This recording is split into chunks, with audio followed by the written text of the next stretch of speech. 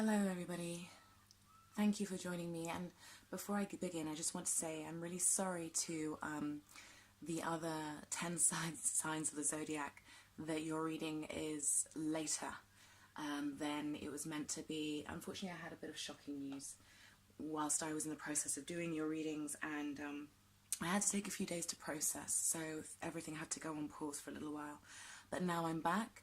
And so on with your reading. Alright, thank you for holding in there. Hello Gemini, thank you for joining me. This is Anushka Bam and I'm here with your April 2018 reading.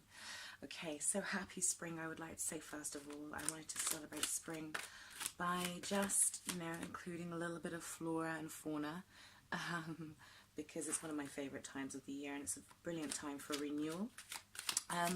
We have some major retrograde motion going on this month, and for you, the heavy hitters are going retrograde in your 8th house. Saturn's going retrograde in your 8th house, and Pluto's going retrograde in your 8th house in Capricorn. We're really seeing themes of purification, of editing, of improved organization. And for you, I kind of feel like it's going to be, you're going to be looking at, yes, on the mundane level, you may be looking at taxes and shared resources. In fact, a lot of you will be looking at perhaps even separating resources from somebody else, looking at who owns what, who's going to own what, looking at reaching agreements in those areas, looking at shared property, those kinds of things, shared investments. It's going to even be shared children. And at the same time, this is also about looking at the things that you've inherited. So this cannot just be on a physical level, but sometimes it's about what we inherit as a result of our beliefs, as a result of our conditioning. And this is a great time to be able to confront some frustrating issues to do with mental patterns that don't serve you anymore. Okay, now this month I'm going to be doing a Celtic cross for you guys. So, and we've got, I just wanted to mention, we've got 2 full moons again. So one right out gate on the 1st of April, and then there's another on the 30th of April. Okay, and that's going to be in your 6th house. The first one was in your, oh goodness, where was it? So the first one was in Libra in your 5th house. So it goes from love and romance and play and creativity into the day-to-day, the service you provide, the work you do, your health habits and your pets. Right, okay, Aries, so shall we begin? So this is what you are opening up with. This is where you are right now. This is what crosses you, for good or for bad. It's your challenge card. Okay, and this is your immediate past, your immediate future.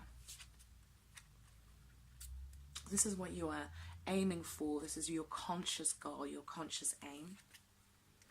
And this is what lies at the bottom of the matter, the root of the matter. This is, in a sense, your subconscious. This is your advice card. Okay, I'm seeing, wow, okay.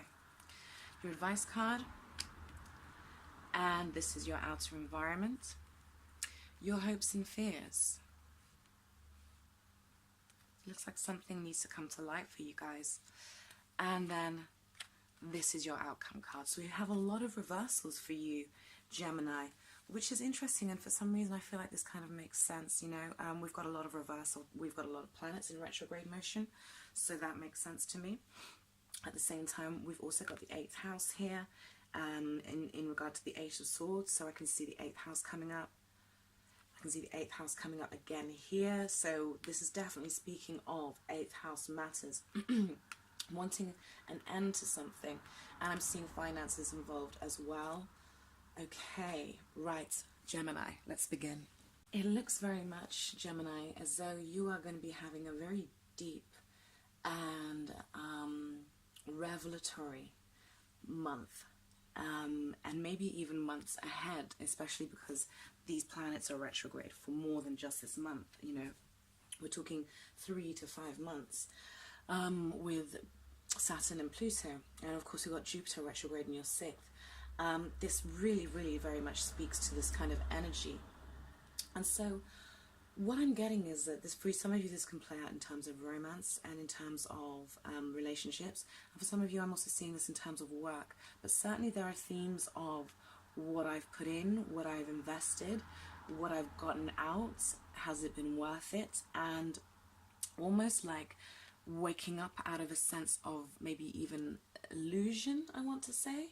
So you're coming in with a Knight of Cups in reverse. Now, this very well could be somebody who you're involved with. And when he's on the reverse, the Knight of Cups is somebody who is not necessarily the easiest person on an emotional level to deal with, okay? This is somebody who tends to be somewhat emotionally immature or boisterous. They can be prone to jealousy, they can be prone to moodiness or acting out. So not the most mature person. And for some of you, I sense that you're going to be looking at a relationship, a very intimate relationship of yours, and wondering whether it's worth the investment. Because I feel like for some of you, there's been deep disappointment in the past.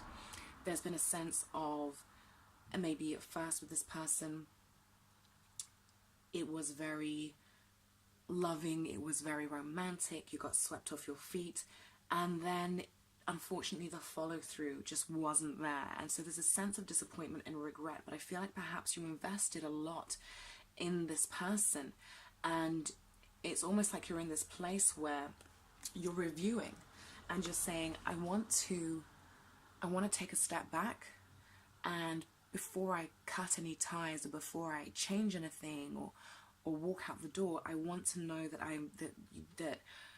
I want to be sure that that's the right decision. I don't want to just cut my losses and go, because I did invest so much. And what I would really like would be for this investment to be worth it and to turn this around. But there is a sense of surrender that is coming in with you on a subconscious level. And I feel like a lot of you have, especially if this pertains to a relationship, I will get on to finances and career soon, but I feel like a lot of you are in a situation where, and it might not even be somebody who you're, it could even be somebody who you're dating, who you really thought you saw a future with. But I feel like a lot of you are kind of, it's almost like so much has happened, or the letdown was so big, that it's almost like eventually your subconscious went, you know what, I give in. I'm not going to keep fighting for something and investing into something that just doesn't seem to be working for me anymore, that doesn't seem to be giving me the return, because I feel like I put so much into this. And you know, not just like resources, I mean like your energy, your time, your love, your effort, and what you really want. I feel, you know, in your hopes and fears position is the moon in reverse, which tells me that what you want is clarity. What you seek is honesty. What you seek is transparency. You want the veil to be lifted. And the thing is, what I like about this, for those of you who are going through this, is you are at a point where it's almost like a point of no return, and I mean that in a positive way. So it's almost like sometimes we can be with somebody and we can have certain illusions about them, which sometimes they will want us to uphold too. And they keep letting us down again and again and again, and eventually we stop believing in the falsehood. We stop allowing ourselves to be sold the fairy tale, and we actually get honest and clear about who they are. And that is, in a sense, is what I'm seeing here. There's a sense of mental clarity. There's a sense of letting go of a certain perception when it comes to somebody. Now, this may not necessarily just be a romantic partner. This could even be somebody in your family, you know. It's almost like, right, I'm going to stop lying to myself. I'm going to stop always hoping for the best and just take them for who they are. I give up. In a sense, it's like I lay down and I give up. But with that is opportunity for rebirth, renewal, and a new perspective, which is more honest, and that is what you want. And I feel like, you know, in your environment and in your advice card, what we're seeing here is this is a case of, you know, no longer holding on to a perception that actually was keeping you in a state of turmoil. Because a lot of the time, it's not so much other people and what they're doing that is actually the problem. A lot of the time it's how we perceive it, whether we choose to take them for who we are and we try to project qualities onto them that don't belong there, good or bad. And it's almost like now it's like I give up, and I'm starting to gain a sense of mental clarity. I'm no longer in this imprisonment, and this is great, and this may have been as a result of something major that happened. I hope it's not too dark for you to see the cards. No, we're still okay. This could be the result of something major that happened. Maybe there was a celebration you were supposed to attend, or there was some way that they were supposed to come through for you, and they just didn't, and you felt very let down. But what I like is that you're coming in and you're coming in wise, you're coming in balance. It's almost like, it's almost reconnected you to your own wisdom, your own strength, because this is you, Gemini, okay? And it's almost like you've gone, hang on a minute. And we all do it, especially in love, but we even do it, like I said, in friendships, with family, where we want to see what we want to see. And then we snap out and we go, do you know what? Jesus Christ, as painful as it is to let go of the illusion, sorry, I'm just moving something out of the way. As painful as it is to let go of the illusion, it is such a relief to get the clarity. And that is what you're seeking, okay? And that is what you are getting, as painful as this may seem. But what I do like is you're taking your time. And the reason I like this is because Saturn and Pluto are retrograde. So this is about not just making snap decisions and acting off of the back of them. This is about looking at your boundaries. This is about like I said, this is a time when we can really undo old issues that we've carried for a long time. So this is a time when you can look at, you know, why was it important that I perceived that person that way? What got me in that mental and eventually emotional trap? And it's almost like I don't see you going, right, I'm walking out of this situation straight away and I'm leaving the situation straight away. I see you going, I want to learn, I want to understand myself better so that this doesn't happen again. I'm not just going to leave it, I'm actually going to examine it. Aries, you know, you're not Aries, Gemini, you know, you're a thinker, you're an analyzer. I'm going to examine it and so I can really absorb it and understand it. You know, where did my maybe emotions or expectations or thoughts get somewhat out of control? Okay, so this is a great time for psychological reform, and I feel like this is going to happen to you as a result of some of your very, very close relationships. For some of you, this is going to play out in the realm of work, and you're going to see, I feel like some of you might have had some sort of stumbling block. There could have been some disappointment, there could have been something that just didn't play out. Some of you may have even been let go of, I hate to say, but I feel like, you know, at first you might come in, you might be feeling very angry, very emotional about it and not able to see clearly. What I want you to do is be able to take a step back, Gemini, especially if it's anything work related, or actually work or relationship. Take a step back from the situation and review and assess and look at the bigger, broader picture if you can, because ultimately there is something playing out here that is for your highest good, and you could not build the abundance, you could not build the security that you were seeking in the position that you were in. And I feel some of you, you know, could still be in this position and you may be working away at things that, to be honest, are not very fruitful and are not giving you the dividends back. You, especially if you own your own business as well, I want you to look at simplifying. I'm saying this to all the signs: simplifying, purifying. If you work for yourself, if you own your own business, even if you work for somebody else and for some reason you keep on hitting stumbling blocks, or you're not being appreciated, or you're making mistakes, or whatever it is, you're not getting the energy back that you're putting in, I want you to really go back to the fundamentals and the basics. Look at why you're doing what you're doing, why you work for who you work for, or why you started that business or that company. Look at the strategies at the very core of what you do, and what I want you to really, really examine them and make sure that they are strong, because essentially what Saturn and Pluto are doing is they're testing our foundations, and if the foundations aren't strong, then they will crumble, and it might be time for adjustments to be made. This is a time to reduce and simplify. This is not a time to take on more. I want you to perfect what you already can do really, really well. I want you to improve your organization and weed out any problems. This is a purification process, okay? And with Pluto retrograde, it will intensify the need for us to let go of things. So like I said, this is not a time to be taking on more. And if you find that you're stumbling in any area of life, whether it's to do with work, finances, family, relationships, you know, maybe you're trying to move forward on I don't know, it could be to do with agreements, anything to do with other people's money. If you're finding you're hitting walls, I want you to take a step back, okay, and review and simplify. There's a really good word, if I can remind myself of it. I had it up on my laptop. Sorry about this. That I came across last night, which just by chance, and it completely completely sums up the energy that I want everyone to really embrace. And I want you to look this word up. It's called Kaizen, okay? And it's a Japanese philosophy.